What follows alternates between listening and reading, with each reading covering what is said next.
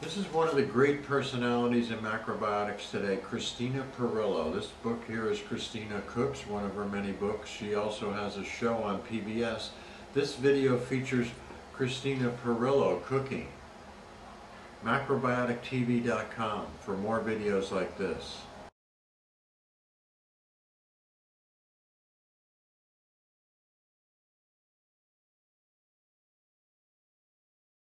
An onion you work top to bottom. You split it in half and you lay it down on its flat side so that you're safe. And then you see that the onion has little sort of like veiny things that run through it. That's your guideline. You don't cut against that. You start your cutting with it.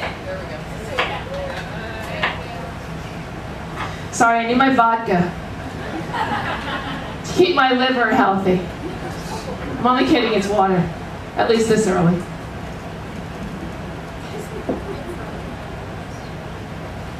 Can I do who to what in front of the cutting board? Oh, that. Oh. All I have to do is look at the screen. I'm doing a great job showing them what they can't see. Thanks, here.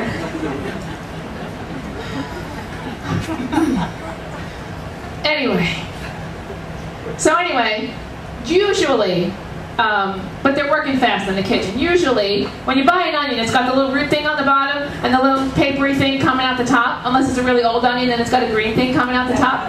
Anyway, you split it in half, you peel it, and you try to stay as close as you can to that little root thing so you're not throwing away a ton of nutrients. So once you have your onion in half, then you simply just cut crosswise. And when the onion gets too hard to hold, like here, it's like, it's a little unstable, you just flip it over and cut again. And now you have dicing that you can use in anything. So easy, right? If you want to make half moons, do you hear sizzle? No. Okay. If you want to make half moons, easy. Keep your fingers out of the way. Just run your knife along the onion, and once again, oh my God, not so stable, flip it over. And now you have half moons. So very simple.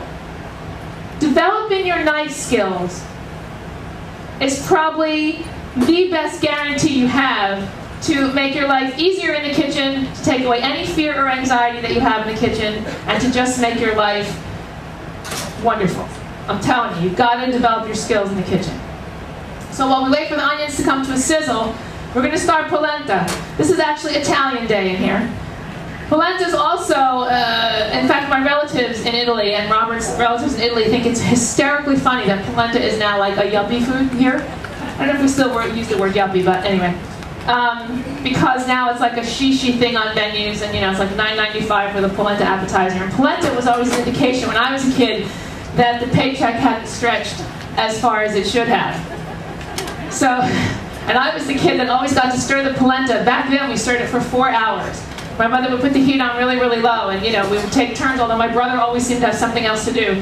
And so, and proudly my mother would say, oh, your brother can't stir polenta. It's just the boy, the prince, walks on water. He can't. Not your brother. So you can make polenta with corn grits or cornmeal, or a combination. Cornmeal will give you a lovely soft polenta, and if you've seen any Italian cooks cook, they make polenta with this, with cornmeal, and then they take it while it's still soft in the pan, and they literally turn it over onto their cutting board, and it looks like bowl-shaped almost, and then they literally slice it with thread. This is very soft and creamy. Corn grits will give you a polenta that you could put into a pie plate, and in about 30 minutes it'll set up. And then you could either pan fry it. The other night at dinner you had polenta that was sort of, or at lunch I think it was pan grilled. It was a little square. That was made with grits, so that you had more of a, what do I want to say? It's more of a set, like almost like a croquette. So we're going to take some water. You want to cook polenta 5-to-1. When you make it with grits, you put the polenta, the water, the salt, all at once in the pan and start the boiling process together. When you make polenta with cornmeal, you get your water in and you start bringing it to temperature. You add a pinch of salt,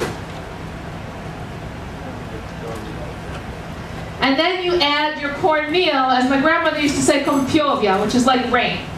So you just sort of sprinkle it, and as it sprinkles, you start to whisk so that you don't get any lumps.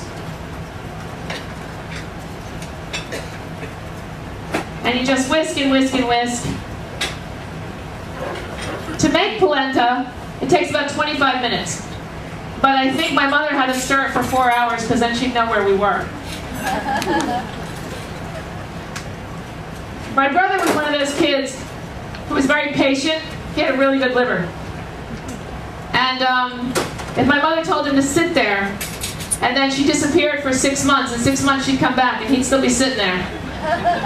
When I was a kid, she'd say, sit there, and by the time she said there, I was gone.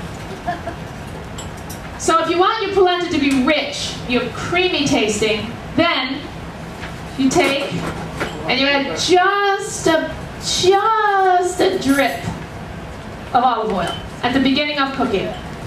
And then we're just going to go back and whisk this as it comes to temperature. We have a lot of things going on today. So our onions are at a sizzle. Minimale. It's like a marathon up here. You notice they put 2 bottles of oil out now for every class. Very nice. So our onions are ready.